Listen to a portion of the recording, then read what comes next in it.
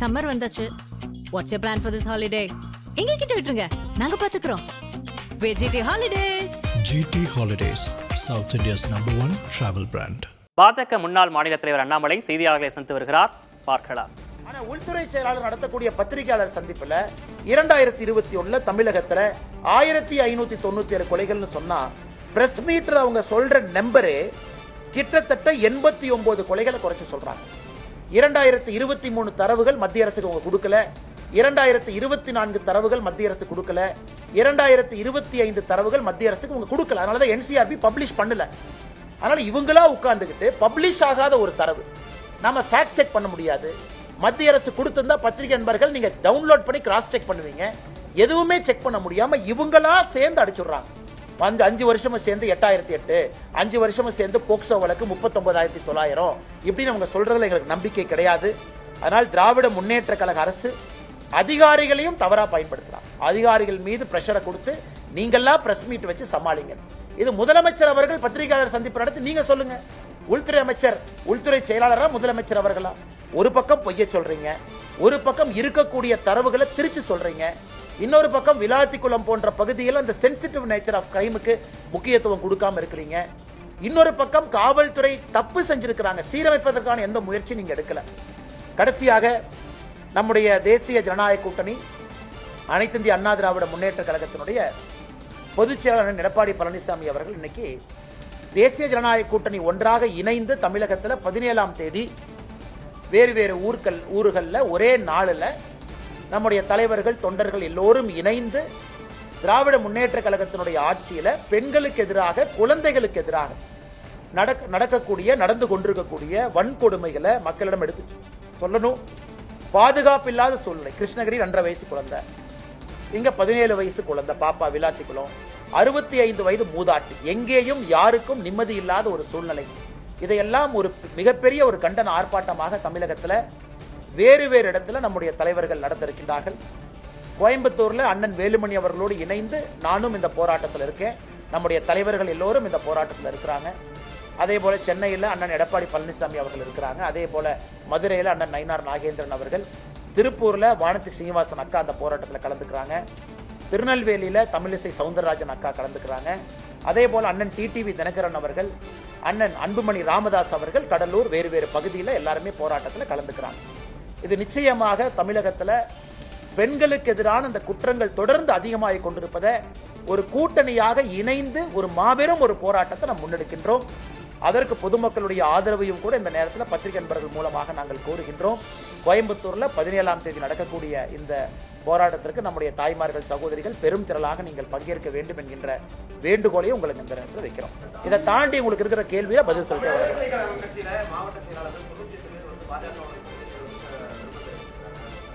ஆனா தமிழக வெற்றி கழகத்தை பொறுத்த வரைக்கும் அந்த டிவிகேல இருக்கக்கூடிய பொதுச் செயலாளர் தலைவர்கள் அவங்க எது கூட்டம் நடத்துறாங்க அவங்கள தான் கேட்கணும். கருத்து என்ன கேட்டாங்க அவங்கள தான் கேட்கணும். அந்த கருத்துல அவங்களுடைய மாவட்ட செயலாளர்கள் என்ன சொல்லி இருக்கிறாங்க அவங்கள தான் கேட்கணும். இப்ப டிவிகே நடத்தக்கூடிய ஒரு கூட்டத்திற்கும் வீடியோ கான்பரன்ஸுக்கும் எப்படி நான் பதில் சொல்ல முடியுங்கன்னா, என்னை பொறுத்தவரை விஜய் அவர்களை பற்றி இதுவரை நான் பேசியிருக்கக்கூடிய கருத்திலிருந்து எந்த மாற்றமும் நான் மாத்திக்கல. நான் அப்படியே தாங்க நான் இருக்கேன். ஆனால் இன்னைக்கு ஒரு கூட்டணி வரணும், நடக்கணும் அப்படின்னு பத்திரிகை நண்பர்கள் நீங்க பேசுறீங்க. ஒரு பக்கம் டிவிக்கே எங்களுக்கு வேண்டாம் அப்படிங்கிறாங்க, இன்னொரு பக்கம் மாற்றுக் கட்சி நண்பர்களும் எங்க கூட்டணி பலமா இருக்கு நம்ம போறோம் அப்படின்னு. இன்னைக்கு புதிதாக எந்த ஒரு இன்ஃபர்மேஷன் இல்லைங்கன்னா புதிதாக சொல்வதற்கு அந்த கட்சிகிட்ட தான் நீங்க கேட்கணும். நீங்க மீட்டிங் நடத்துனீங்க, மீட்டிங்ல எதுக்காக கருத்து கேட்டீங்க, நீங்க கேட்ட கருத்து உண்மையா அப்படிங்கறதுக்கு அவங்க பதில் சொல்லணும். எங்களுடைய நிலைப்பாடு மாறாதப்ப நான் எப்படி பதில் சொல்ல முடியுங்கண்ணா? அண்ணா இன்னைக்கு நம்ம ஒரு விஷயத்தை தெளிவா புரிஞ்சுக்கணுங்கன்னா, தேர்தல் எந்த நேரமும் கூட டிக்ளேர் ஆகலாம். இன்னைக்கு நம்ம 14ஆம் தேதி, 16 வருதுங்கிறாங்க, 17 வருதுங்கிறாங்க, நமக்கு தெரியாது, 18ங்கிறாங்க. ஏதோ ஒரு நாள் அடுத்த இந்த வாரத்துக்குள்ள வருது. ஸோ தேர்தல் களம் சூடு பிடிச்சிருச்சு. திராவிட முன்னேற்ற கழகத்தை பொறுத்தவரை சீட்டு கொடுத்துட்டாங்க, சில பேர்த்து கொடுத்துட்டாங்க. கம்யூனிஸ்ட் இன்னைக்கு சண்டை போட்டு அவங்க அறிக்கை கொடுத்துருக்காங்க. நம்ம கூட்டணியில உடனடியா இந்த மாடல் கோட் ஆஃப் கண்டக்ட் வந்தவுடன் வேகமா தலைவர்கள் அதை வேலையை செய்ய போறாங்க. இன்னைக்கு எலெக்ஷன் மோட்டுக்கு எல்லாமே வந்துட்டாங்கன்னா, அதனால இன்னைக்கு என்னுடைய கருத்து, எங்கள் கூட்டணி பலமா இருக்கு. தேசிய ஜனநாயக கூட்டணி இன்னைக்கு பலமா இருக்கு. யாரையும் எதிர்பார்த்து இந்த கூட்டணி இல்லை. நாங்கள் பலமாக இருக்கின்றோம், ஆரோக்கியமாக இருக்கின்றோம். 17ஆம் தேதி முன்னெடுத்திருக்கக்கூடிய ஆர்ப்பாட்டமும் கூட ஒரு சான்று. 3 முறை பிரதமர் அவர்கள் வந்துட்டு போயிட்டாங்க தமிழ்நாட்டுக்கு தேர்தல் களத்துக்காக. இன்னும் 2-3 முறை வர இருக்கிறாங்க மாடல் கோட் ஆஃப் கண்டக்டுக்கு பிறகு. அதனால எங்களை பொறுத்தவரை நாங்கள் பலமா எங்க பாதையில போறோம்.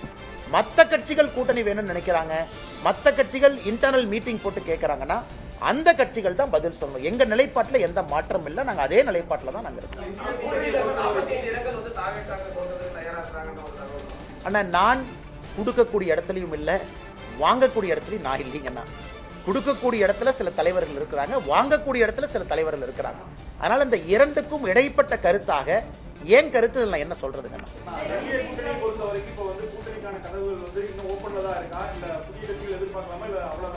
அண்ணன் இன்னைக்கு பாருங்க, கம்யூனிஸ்ட் கட்சி சிபிஐ அதனுடைய தலைவர் ஐயா சண்முகம் அவர்கள் ஒரு பேட்டி விட்டுருக்கிறாங்க இன்னைக்கு பத்திரிகை நண்பர்கள். இப்ப 5 நிமிஷத்துக்கு முன்னாடி எங்க காங்கிரஸ் ஒண்ணுமில்லாத காங்கிரஸுக்கு நீங்க 3 சீட்டை உயர்த்தி கொடுக்குறீங்க, கம்யூனிஸ்ட் கட்சிக்காரங்க நாங்க இவ்வளவு கஷ்டப்படுறோம், எங்களுக்கே நீங்க சீட்டை கொடுக்க மாட்டீங்க, நாங்க ஏத்துக்க மாட்டோம்.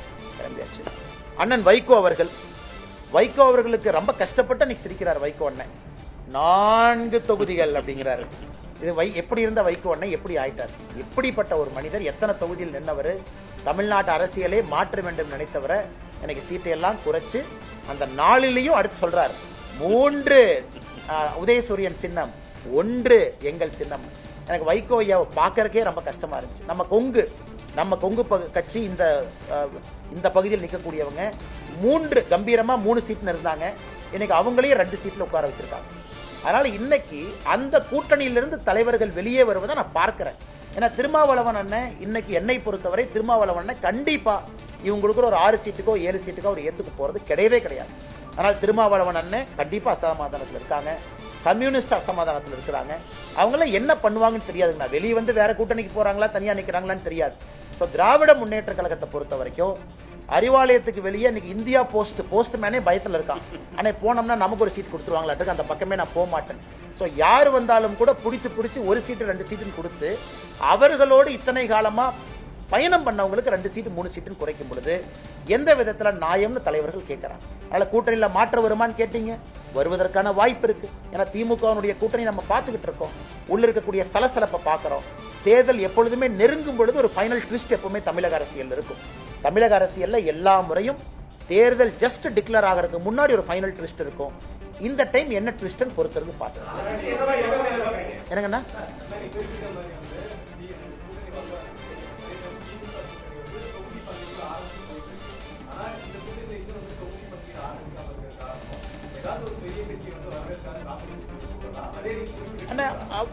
இன்னைக்கு ஆளுங்கட்சிக்கு வந்து அவசரம் இருக்குதுண்ணா. காரணம் அவங்க மேல ஆன்டி இன்குபன்சி இருக்கு, மக்களுடைய கோபம் அவங்க மேல இருக்கு, உடனே பண்ணணும்.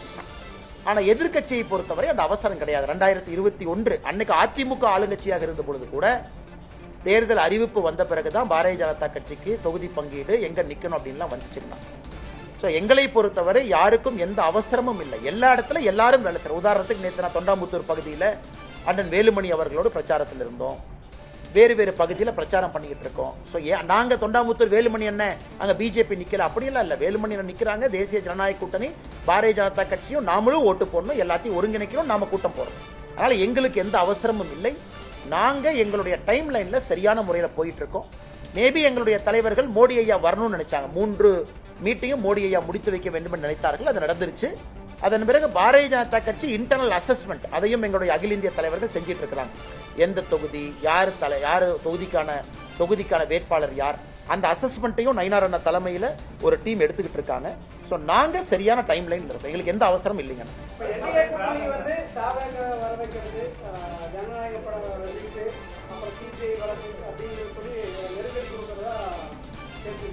அண்ணே நீங்க உங்களுக்கு தெரியுங்கண்ணே, இப்ப ஜனநாயகம் படம், சிபிஐ அண்ணா, ஒருத்தருக்கு சிபிஐ மீது வழக்கு இருந்தா நாங்க என்ன பண்ண முடியும்? சிபிஐ வழக்கு வேணும்னு கேட்டது யாருங்கண்ணா? சிபிஐ வழக்கு வேணும்னு கேட்டது தமிழக வெற்றி கழகம்.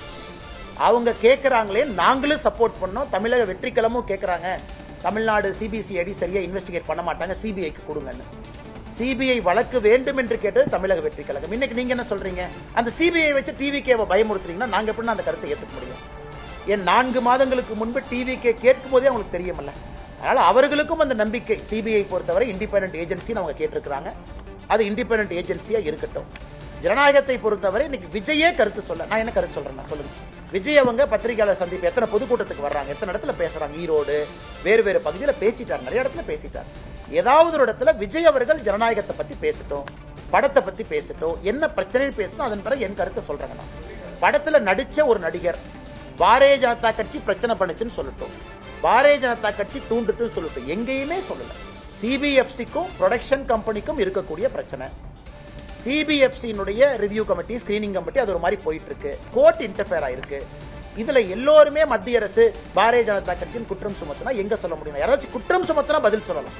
எங்களை யாருமே குற்றம் சுமத்தாத பொழுது, எங்களை குற்றம் சுமத்துறது யாரு? திமுக. இதுல ஆச்சரியம், அதாவது ஓனாய் நனையுதுன்னு நரி அழுவிச்சாமா, நம்ம ஊர்ல சொல்லுவாங்க. ஓனாய் நனையுதுன்னு ஆடு அழுவிச்சாமா. அதாவது இன்னைக்கு டிவிகேவுக்கு பிரச்சனை திமுக அழுகுது. இன்னைக்கு திராவிட முன்னேற்ற கழகம் எங்க மீது சுமத்தக்கூடிய குற்றத்துக்குலாம் நாங்க பதில் சொல்லி டைம் வேஸ்ட் பண்ண விரும்புங்களா? நியாயமான குற்றச்சாட்டுக்கு பதில் சொல்றோம். விஜய் அவங்க குற்றச்சாட்டுக்கு நாங்க எப்படி பதில் சொல்ல முடியும்? ஜனநாயகத்திற்கு அதிகாரப்பூர்வமாக தமிழக வெற்றி கழகத்தினுடைய தலைவரோ பொறுப்பாளர்களோ எங்களுக்கு எந்த இதுவும் அவங்க சொல்லல. CBFC, court, KVN production, Vijay இவங்க சம்பந்தப்பட்ட வழக்கு அவங்களுக்குள்ள அது இருக்கு. கோவையில் பாஜக முன்னாள் மாநில தலைவர் அண்ணாமலை செய்தியாளர்களை சந்தித்த அந்த காட்சிகளை பார்த்தோம். தேசிய ஜனநாயக கூட்டணி பலமாக உள்ளது, திமுக கூட்டணியில் சலசலப்பு ஏற்பட்டிருக்கிறது என்று அவர் தெரிவித்திருக்கிறார். சம்மர் வந்தாச்சு. What's your plan for this holiday? எங்க கிட்ட விட்டுருங்க, நாங்க பாத்துக்கிறோம். வெஜிடி holidays. GT Holidays, South India's #1 travel brand.